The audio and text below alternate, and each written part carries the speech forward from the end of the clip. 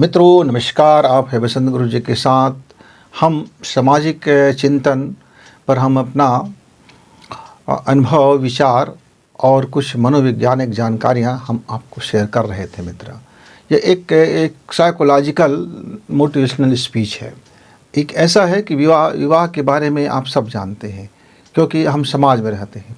पशु विवाह को नहीं जानता, पशु सेक्स को जानता है, उसके अलावा उसके जीवन में और कोई ज़्यादा महत्व नहीं रख जाता। भोजन और सेक्स उनके जीवन के दो हिस्सा, और शेष तो प्रकृति के हिसाब से चलते रहता है।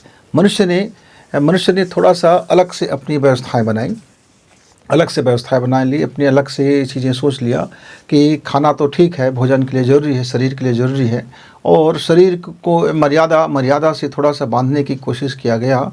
मर्यादा नहीं, एक तरह से ये विज्ञान है कि जब धूप से बचना है तब कपड़े की ज़रूरत है, सर्दी से बचना है तब कपड़े की ज़रूरत है। पहले ज़रूरतों के अनुसार से हमारे शरीर को ढकने की आवश्यकता हुआ, बाद में ये ज़रूरतें नहीं रह गया और इसको हम अपनी इच्छा से करने लगे। इसलिए आप देखते हैं कि कपड़ा मनुष्य को बहुत बदल देता है। जिस डिज़ाइन का हम कपड़े पहनते हैं और जिस कलर से हम कपड़े पहनते हैं, जिस भाव से कपड़े पहनते हैं, जिस तौर तरीक़ा से चलते हैं, फिरते हैं, बैठते हैं, उड़ते हैं, ये कपड़ा हमारे व्यक्तित्व को सामने उजागर करता है, मेरी सोच को सामने उजागर करता है, मेरे दिमाग के में अंदर में क्या चल रहा है इसको भी उजागर करता है। तो कपड़ों का भी अपना एक ऐसा मार्केटिंग शुरू हुआ कि आदमी मुखौटे दर मुखौटे लगाने में माहिर हो गया। मित्रों, ज़िंदगी को चलना है तो हमारे बड़े बुजुर्ग तो शादी कर लिया करते थे। बाल विवाह का बड़ा जोर था। बाल विवाह के बाद इस पर चिंतन हुआ, समाज ने चिंतन किया कि नहीं, केवल महिला वस्तु नहीं है, केवल भोग्या नहीं है, केवल सेक्स का माध्यम नहीं है, वो एक सृजन है और आपके बराबर कंधा से कंधा मिला के चल सकता है। कहने में अच्छा लगा, सुनने में अच्छा लगा, आंदोलन हुआ, पर उससे ज़्यादा फर्क नहीं आया। लेकिन जैसे जैसे शिक्षा आया, भारत में स्वतंत्रता मिली, भारत को आज़ादी मिला, भारत के लोगों को अपना मौलिक अधिकार मिला, और मौलिक अधिकार मिलने से धीरे धीरे करके आज जो स्थितियां हैं मेरे इस देश का, चाहे वो किसी भी जाति धर्म के मानने वाला क्यों ना हो, अब दो तरह के प्राणी पाए जा रहे हैं, मनुष्य पाए जा रहे हैं। एक वह जो अभी भी शादी को, विवाह को केवल एक गृहस्थ का एक टूल से मानते हैं, कहते हैं कि एक शिक्षा का मुकम्मल साधन है, और दूसरा है कि वो हाथ बटाएंगे, घर का चाकरी करेंगे, घर का काम कर लेंगे, हो जाएगा। तो शिक्षा के माध्यम से जैसे लड़कियों में, महिलाओं में बदलाव हुआ, वैसे पुरुषों में बदलाव हुआ। अब डिमांडिंग होने लगे कि मैं पढ़ा लिखा हूँ, मैं ये पढ़ा हूँ, वो पढ़ा हूँ, मैं ये नौकरी करता हूँ, वो नौकरी करता है, लाखों का सैलरी पाता हूँ, हज़ारों का सैलरी पाता हूँ, ऊपर की कमाई है, मलाईदार पद में रहता हूँ, तो मेरी विवाह होता है तो मेरे ससुर जी बड़ी मोटी रकम दे क्योंकि उनकी बेटी राज करने वाली, उनकी बेटी सुख करने वाली है। ये भावना इस समय कटु सच के रूप में बहुत उभर रहा है। आप देख लीजिए ना, बड़े से बड़े अच्छे से अच्छे पढ़े लिखे घर, अच्छे से अच्छे लोगों के बीच में जब विवाह होती है, जब विवाह का जब आयोजन होता है, शादी होता है, तो लड़की वाले भी अमूमन इसी सोच से ग्रसित हो जाते हैं कि मेरी बेटी जाएगा और वहाँ सुख करेगा, मेरी बेटी जाएगा और वहाँ राज करेगा। भैया, क्या चीज़ का सुख करेगा, क्या चीज़ का राज करेगा? आपका दमान केवल मनी माइंड होगा, और वो उसकी उम्र दराज होगा, और उसकी जीवनचर्या में यानी क्या क्या चीज़ें होंगी, तो बेटे क्या सुख कर लेगा? धन तो उसके पास बहुत है। धन आपके पास नहीं है क्या? धन से थे तो आपने पढ़ाया लिखाया ना। वैसे अब बेटियां सोचती हैं कि मैं अपने पैर पे खड़ी हूँ, मैं अपने बलबूते कमाती हूँ, तो लड़का क्या है, शादी क्या है, एक सेक्स कमा दिया मैं, और क्या हो सकता है? मैं भी कमाती हूँ, वो भी कमाता है, मैं किसी से कम हूँ क्या? तो इस तरह से इन दिनों शादी में बड़ी फ्रैक्शन है, शादी के विचार में, अवधारणा में बड़ी गड़बड़ हो गया है। और दूसरा वर्ग भी है जो इससे अनजान है। विवाह हो जाता है और वही पुरानी चीज़ें, क्योंकि संस्कार में गढ़ा हुआ है। फिर हम लोग भी सोचते हैं कि बिटिया हो तो जा करके वहाँ उनको समझना, सोचना वगैरह वगैरह। तो मित्रों, आजकल आप लोग बहुत पढ़े लिखे हो, आज का जनरेशन हमसे ज़्यादा पढ़ा लिखा है। अमूमन आप मुझसे ज़्यादा पढ़े लिखे होंगे, आपका ज़्यादा ब्रिलियंट माइंड होगा, आपका मस्तिष्क भी मुझसे ज़्यादा उन्नत होगा, आप आज एआई का युग हो रहा है, आज इंटेलिजेंट आर्टिफिशियल का युग चला आ रहा है। आज लोग बुद्धि से सोचते हैं, बड़े तेज़ दिमाग से सोचते हैं। हम बुद्धि से भी ना कहे, मस्तिष्क से सोचते हैं, गुणा भाग से सोचते हैं। और ज़िंदगी गुणा भाग से नहीं चलता, ज़िंदगी दशमलव भिन्न से भी नहीं चलता, ज़िंदगी एक सूत्र से नहीं चलता। ज़िंदगी एक अलग चीज़ें हो जाती है, लाइफ एक अलग चीज़ें हो जाती है, क्योंकि वह माइंड से नहीं, घर माइंड से नहीं चलता। घर चलता है भावना से, घर चलता है संवेदना से, घर चलता है प्रेम से, घर चलता है साहचर्य से, घर चलता है विचार विनिमय से, घर चलता है एक दूसरे की सपोर्टिंग से, घर चलता है एक दूसरे को समझने से। और जीवन का जो सुख है, धन केवल उसका एक टूल्स है। ये जितना आप जल्दी जान जाओ उतना आपके लिए बेहतर। लेकिन धन की इतनी महिमा गाई गई, इतनी व्याख्यान होता है। सुख, क्योंकि धन से जुड़ा हुआ सुख साधन है, यानी मटेरियल जगत है।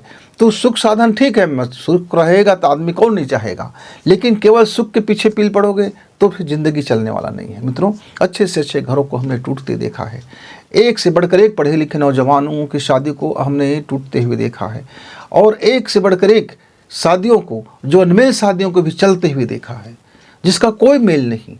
लड़का काफ़ी पढ़ा लिखा, बड़े नौकरी में ओहदेदार अफसर है, और उसकी पत्नी आई बहुत मामूली से पढ़ी लिखी आई, लेकिन पति के तमाम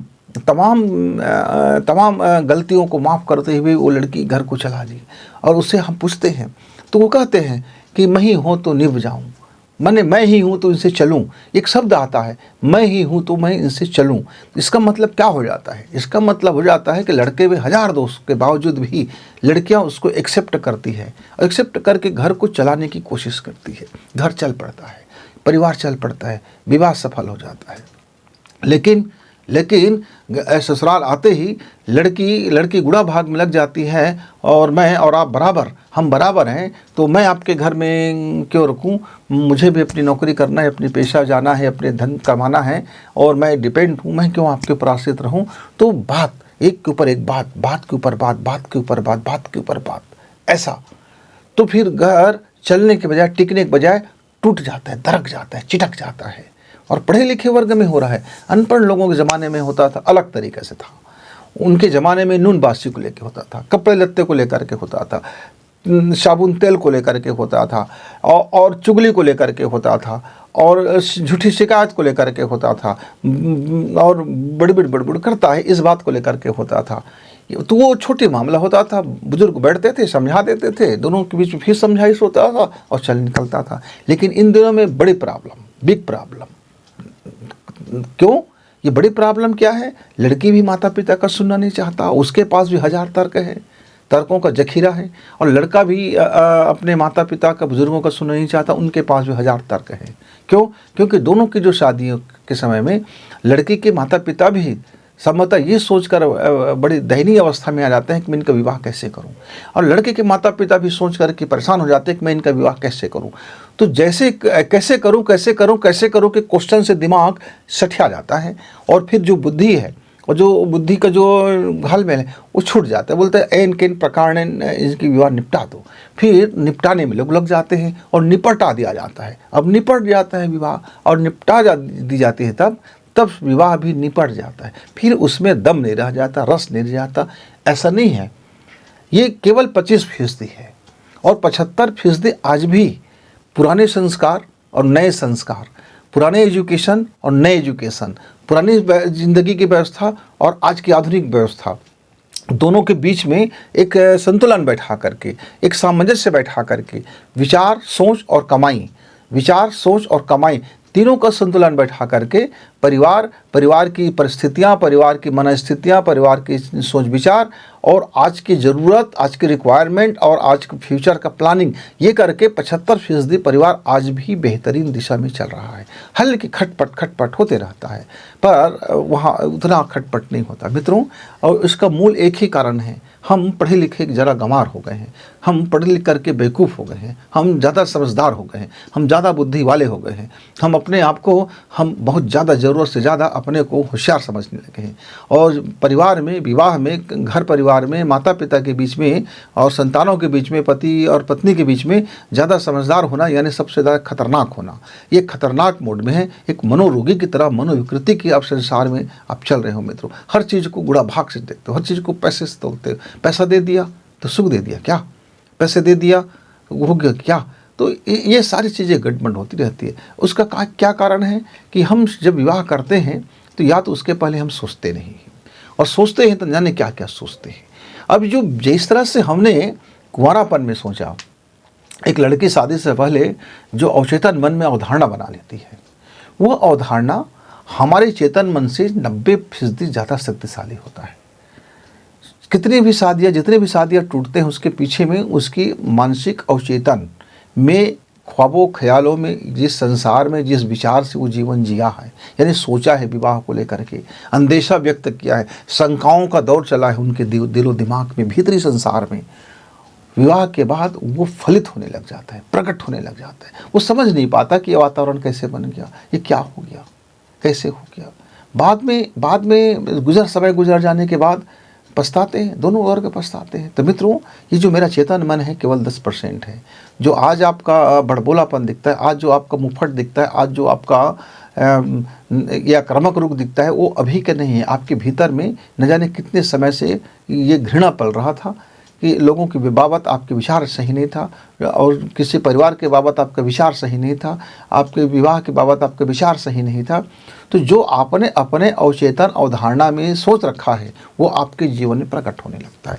इसीलिए कई बार हम देखते हैं कि पूंजी कम होने के बावजूद यदि घर परिवार का अवचेतन मन साफ हो, सुथरा हो, और वो डिजाइन करता हो और उसके विवाह को लेकर के एक प्लानिंग करता हो कि हम किस तरह से सुखमय जीवन जिएंगे, साहचर्य का जीवन जिएंगे, एक दूसरे को समझदारी का जीवन जिएंगे, एक दूसरे को समझते हैं, परिवार को समझते हैं, घर को समझते हैं, धीरे धीरे समझते हैं, लड़की लड़का को और लड़का लड़की को, परिवार वाले भी बहू को और परिवार वाले सबको जब धीरे धीरे समझते हैं, एक दूसरे को अवसर देते हैं, अवचेतन में पहले से एक प्लानिंग, घर के एक वातावरण जिसको हम बोलते हैं घर का सकारात्मक वातावरण, एटमॉस्फेयर बन जाता है। जब दोनों के विचार में यह एटमॉस्फेयर बन जाता है तब उनका परिवार गरीबी से भी अमीरी की रोड चलता है और सुखमय भी जीवन होता है, क्योंकि तालमेल में जीवन बस रहा है।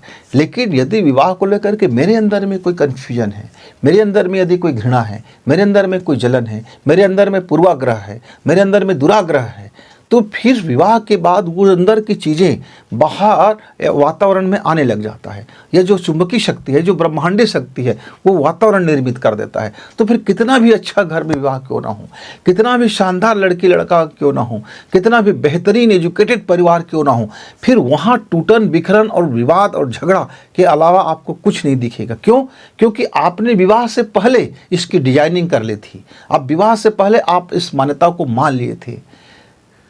क्यों? क्योंकि आपके दिमाग में विवाह मतलब एक समुचित समृद्धि नहीं था, परिवार की पूरी सफलता नहीं था, परिवार के लिए पूरी समृद्धि कारक नहीं था, वो आपके लिए एक एकड़ था, एकल विचार था। तो इसलिए यह बड़ा मनुष्य को गड्ढे में डाल देता है मित्र। तो मेरी एक छोटी सी सलाह है मेरे इन तमाम पढ़े लिखे दोस्तों के लिए, तमाम पढ़े लिखे मित्रों के लिए। मैंने पहले कहा आप मुझसे ज़्यादा बुद्धिमान हो, मुझसे ज़्यादा पढ़े लिखे हो, मुझसे ज़्यादा समझदार हो, लेकिन एक गड़बड़ हो जाता है। यदि विवाह से पहले आप 1 साल का वक्त लो, 2 साल का वक्त लो, 6 माह का वक्त लो, कम से कम आपको 1 साल का वक्त लेनी ही चाहिए अपने बाबत, अपने फैमिली को प्लानिंग करने के बाबत, अपने परिवार को डिजाइन करने के बाबत, अपने लाइफ की स्टोरी लिखने के बाबत, अपने अंदर में, अपने अवचेतन में, अपनी धारणा में और अपनी अवधारणा में आप उस जिस संसार में प्रवेश करने जा रहे हो उसके बाबत एक व्यवहारिक विचार तो बनाइए, उसके बाबत एक सोच तो बनाइए, और घर परिवार में बैठिए, एक माहौल बनाइए। जैसे जैसे आप माहौल क्रिएट करेंगे वैसे वैसे आपकी अवधारणा, आपके अवचेतन मन में उस परिवार के प्रति, अपने प्रति और अपने संसार के प्रति एक समुचित स्टोरी प्रकट होगा जो आपके जीवन को सफल बनाएगा। मित्र, होता क्या है, अमूमन हम लड़की लड़का देखते हैं और एक देखा गया कितना धन दौलत है, कितना खूबसूरत है, कितना मॉडलिंग है और कितना खर्च कर सकता है, कितना दहेज दे सकता है, और ये लड़की पक्ष वाले कितने हाई फाई 5 स्टार में, 3 स्टार में, 2 स्टार में या बड़े भवनों में ये शानदार विवाह अरेंज कर सकते हैं। और लड़के वाले सोचता है कि मैं बड़ा शानदार व्यक्ति हूँ, बड़ा कमाने वाला हूँ, तो मैं थोड़ा सा नखरे भी मेरा उठा लिया जाएगा वगैरह वगैरह। लड़के वाले सोचते हैं कि चलो बेटी जा रहे हैं तो सुख कर लेगा। मित्रों, यही बस चूक हो जाता है। यदि लड़की और लड़का दोनों समय रहते, समय क्या है? समय है 30 वर्ष। आजकल के अमूमन समय तो 30 वर्ष भी बहुत ज़्यादा हो रहा है, क्योंकि आज 10 साल का बच्चा मोबाइल पकड़ के पूरे संसार के बारे में समझने लगा है। हमारे समय में तो हम 20 साल में जिस चीज़ को नहीं समझते थे, आजकल 10 साल का बच्चा वो समझता है। तो तेज़ी से दुनिया की जो उम्र है वो घटता चला जा रहा है। तो हमारे समय में हम लोग 30 साल में उम्र में शादी करते थे तो लोग हमको गालियाँ देते थे, हमको जीवन को समझने में वक्त लग जाता था। पर आजकल अब ऐसा वक्त नहीं है। आजकल के मैं देखता हूँ तो 20-22 साल के बच्चे इतने एडल्ट हो जाते हैं, इतने समझ हो जाते हैं, इतनी चीज़ें समझने लग जाते हैं कि वो शादी योग्य हो जाता है। तो मित्रों, अधिक से अधिक 30 साल, अधिक से अधिक 30 साल, वो भी बहुत बाउंड्री लाइन है। उसके पहले आपको अपना विचार कर लेना चाहिए। जैसे आप 25 साल के हो जाते हो, आपका पढ़ाई लिखाई हो गया, नौकरी मिला नहीं मिला कोई बात नहीं, परिवार और आर्थिक परिस्थिति दोनों को सोचिए। यदि आप अपना संपूर्ण समृद्धि के लिए विवाह करते हैं, संपूर्ण समृद्धि, अपने जीवन में सफलता और संपूर्ण समृद्धि के लिए यदि हम विवाह को डिजाइन करते हैं, तो मेरा विवाह सफल होगा, प्रेमपूर्ण होगा, आनंदमय होगा, कोई टूटन नहीं होगा। लेकिन हम यदि दहेज के लिए विवाह करते हैं, दुनिया को दिखाने के लिए विवाह करते हैं, किसी की सुंदरता पर फिदा होने के लिए विवाह करते हैं और अपनी रौब झाड़ने के लिए विवाह करते हैं, तो वो कभी भी टूट सकता है। तो यदि संपूर्ण समृद्धि और सफलता चाहिए, तो पहले सोचो कि आपका नैसर्गिक नेचर क्या है, आपके अंदर प्रखरता क्या है, आप अपने कल के फ्यूचर को बनाने वाले हो, कल का गृहस्थ आपका जीवन होगा। तो क्या आप अपने माता पिता जैसे शादीशुदा ज़िंदगी बिताएंगे, या फिर आप कोई दूसरा ड्रीम देख रहे हैं, या कोई दूसरा आपके पास आदर्श है, या ऐसा है कि आप नहीं चाहते हो कि आपके माता पिता जैसे आपका घर परिवार चले, आप दूसरे तरीके से अपने जीवन चलाना चाहते हो। तो एक स्टोरी बना लो बस। और जब भी शादी की चर्चाएं हों, तो लड़का लड़की दोनों इस बात को पहले देख ले भाई, कि देखो किस तरह से हमको अपने जीवन को बिताना है, क्या आप इस तरह से एग्री हो, मेरी आदत ऐसा है, मेरा स्वभाव ऐसा। आप एक दूसरे के थोड़ी थोड़ी जो मिनिमम स्वभाव है उसके बारे में आकलन कर लो। यदि बैठ जाता है, समझ में आ जाता है कि हाँ, हम एक दूसरे को चला सकते हैं, चल सकते हैं, समझ सकते हैं, समझा सकते हैं, और इतना हम समझौता कर सकते हैं, तो एग्री। फिर आपका सेकंड पर्सन है कि आपके पास कितना रूप है, कितना धन है, कितना आप शादी को लेकर के भी खुला चर्चा कर सकते हो कि आपको उत्सव मनाना है कि धन की बर्बादी करना है। धन की बर्बादी करना ऐसा है मित्र, कई बार हम उत्सव नहीं मनाते, दुनिया को दिखाने के लिए धन की बर्बादी कर देते हैं, और वो धन फिर मतलब का नहीं जाता, कुछ भी खर्च कर बैठते हैं। लेकिन एक जगह होता है कि नहीं, हमें उत्सव मनाना है, धन उसमें भी उतना ही लगता है, पर दोनों में मनोविज्ञान का फर्क है। एक में पूरा फैमिली, पूरा मेहमान, पूरा घर, हर व्यक्ति, बच्चा, घर का कुत्ता, बिल्ली, कौवे, पशु पक्षी और कोयल तक का उत्सव मनाते रहते हैं। जिधर देखो उत्सव मनाते रहते हैं। सबके बीच में प्रसन्नता होती है, आनंद होता है, दोनों पक्ष में, एक पक्ष में नहीं, दोनों पक्ष में। तो उस पर आप जो भी खर्चा करते हैं वो आनंद आपको देता है। एक खर्च होता है कि आप खर्च करते हो, माता रो रहा है, पिता रो रहा है, दुल्हन नाक भौं सिकोड़ रहे हैं, बात पर चीलपो हो रहा है, चीख रहा है, दूल्हा भी ऐसा है वैसा हो रहा है, और खर्चाएं हो रही है, पर दोनों खर्चों में तनाव है। तो तनाव का दुष्परिणाम आ जाता है मित्र। तो जो 7 वचन है हमारे हिंदू समाज में, उनमें से आप 6 वचन को भी आप यदि नहीं याद रखते कोई बात नहीं, लेकिन उसका एक वचन जो मुकम्मल है, कि पहला वचन ये देता है लड़का कि हम एक दूसरे को समझ करके ज़िंदगी जिएंगे।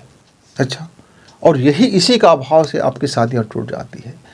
फिर पानी ग्रहण करते समय जब पिता उनको अपने कन्या का हाथ देता है, तो कहता है कि हम तुमको सबल मान करके, सक्षम मान करके, और इसलिए दे रहे हैं कि हमारी बेटी को आप अपने संभाल के रखोगे, हमारी ये जो कलेजे की टुकड़ा है आप इसको संभाल कर रखोगे।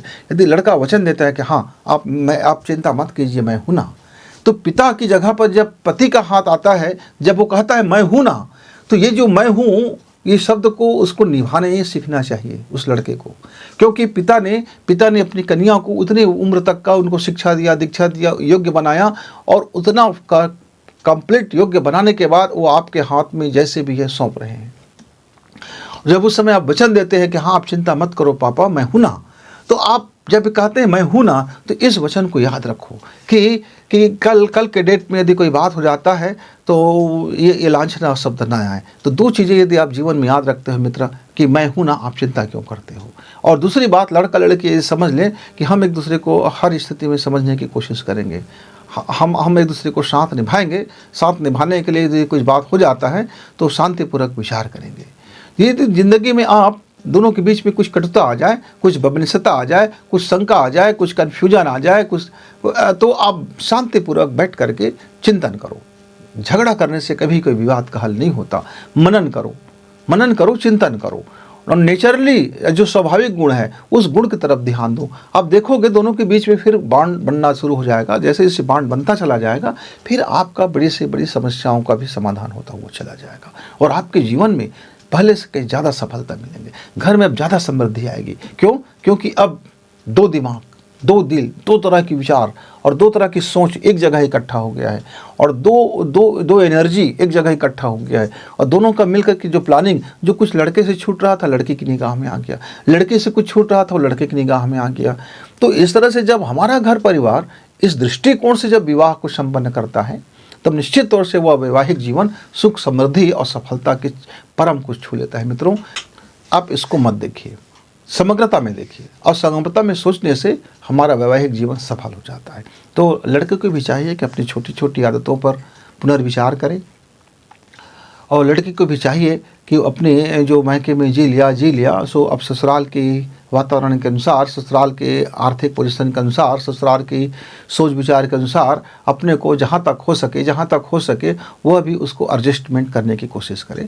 और इस तरह से एक दूसरे को जब थोड़ा थोड़ा हम एडजस्टमेंट कर लेते हैं और जीवन के नए बुनियाद रखते हैं, सृजन रखते हैं, निश्चित तौर से फिर हमारा शादी जो है सफलता और समृद्धि की उस शिखर तक पहुंचता है। मित्र, तो आप यदि शादीशुदा होंगे और शादी में यदि कटुता होगा, शादी में बनिश्चितता होगा, शादी टूटने के कगार पर होगा तो एक बार पुनर्विचार कर लें। शादी यूं ही ना तोड़ी जाती है ना शादी यूं ही की जाती है। मित्रों, ये एक बड़ा सौदा है ज़िंदगी का, एक हमारे लाइफ का एक बड़ा ये टर्निंग पॉइंट होता है। तो अब यदि जरा भी वक्त आपके पास है, 90% भी आपकी शादी में दरार आ गया है तो भी 10% के गुंजाइश बचा है, तो आप नए सिरे से बैठ करके सोचिए। नए सिरे से बैठ करके सोचने से आपकी शादीशुदा ज़िंदगी एक शानदार को चल पड़ेगा। लड़की लड़का दोनों यदि 10% भी गुंजाइश बचा है मित्रों तो जीवन में हम फिर लौट सकते हैं और जीवन को पुनः बेहतर कर सकते हैं। लेकिन अब 100% लौटने का कोई गुंजाइश नहीं है तो फिर समय जाया ना किया जाए और अपने जीवन अलग कर ली जाए, अपनी बाध्यता ख़त्म कर दी जाए और ताकि हम एक दूसरे को स्वतंत्र कर दें और वो अपने जीवन जिए। लेकिन सोचो तो ज़रा, आपने एक से चला नहीं, आपने एक को समझा नहीं, आपने एक से जीवन उनका आपसे चला नहीं, तो क्या क्या क्या भरोसा है आपका कि आप दूसरे को समझोगे, आप दूसरे परिवार को फिर समझोगे? कहीं दूसरा परिवार को धोखा ना मिलेगा, कहीं उनको इस तरह से आपका जीवन तो बदलने वाला नहीं है, क्योंकि आपका विचार बदलने वाला नहीं है, आपका क्रियाकलाप बदलने वाला नहीं है, आपकी चाल चलन बदलने वाला नहीं है, आपका जब कुछ बदलने वाला नहीं है तो दूसरा परिवार को भी तो धोखा मिलेगा। तो दूसरे परिवार को भी ये बात सोचना पड़ेगा कि जिस बाबत से इन लोगों के बीच में खटास हुआ, तलाक हुआ, तो क्या दूसरा फैमिली इसको एक्सेप्ट करेंगे तो किस तरह से वो चल सकता है। ऐसा नहीं है कि एक से नहीं चला है तो दूसरे से नहीं चलेगा। हो सकता है जिन कारणों से उनके बीच में खटापट हो गया होगा, अगर दूसरा परिवार उसको स्वीकार कर ले और उसको दूसरे पक्ष से देखे। मसलन एक उदाहरण मैं आपको देता हूँ। एक लड़के वाले ने हमसे बताया कि गुरुजी हमको एक ऐसी लड़की चाहिए जो कमाती हो और क्या चाहिए, बस वो कमा करके लाए, क्योंकि मेरा बेटा थोड़ा निकम्मा टाइप का है, घुमक्का टाइप का है, फक्का टाइप का है और लफंटुस टाइप का है। तो आदत उनकी अच्छी, सब बात सुनता है, घर की बात भी सुनता है, मानता भी है और किसी से कुछ विवाद नहीं करता, लेकिन कमाने के मामले में बड़ा निखट्टूस है। और उसने एक ऐसी बहू ढूंढ लिया भैया जो कमाती थी, चाहे वो कमाने वाली बहू चाहे उनको चाहे कुछ भी गाली दे, कुछ भी गलौज करे, कुछ भी नखरा करे, कुछ भी करे, उनके पास एक लक्ष्य था, कमाने वाली बहू, और उनके घर में वो चल पड़े, अच्छे चल पड़े दोनों की जोड़ियाँ। एक दूसरे परिवार ने मुझसे बताया कि हमको कमाने वाले भी चाहिए और संस्कारी भी चाहिए। और मैं बोला कि आपका बेटा को फिर क्या करना पड़ेगा? तो बोला कि मेरा बेटा तो मान लेता है, वो किसी से कुछ बोलता नहीं है, वो बस उस सबको स्वीकार कर लेगा। लेकिन कालांतर में उनके जीवन में ऐसे एक जोड़ी बना और धीरे धीरे उनके जीवन में खटास आने लगा, क्योंकि लड़का के भीतर में कुछ और पड़ रहा था, लड़की के भीतर में कुछ और पड़ रहा था। दोनों के विचार में टकराहट होने लगा, दोनों के सोच विचार में बड़ा झंझट आने लगा और दोनों कमाने वाले फिर टूट गए और तलाक हो गया। और एक व्यापारी के साथ उस लड़की का शादी हो गया। वहाँ लड़की खुशहाल जीवन जी, क्योंकि व्यापारी को इससे कुछ लेना देना नहीं था।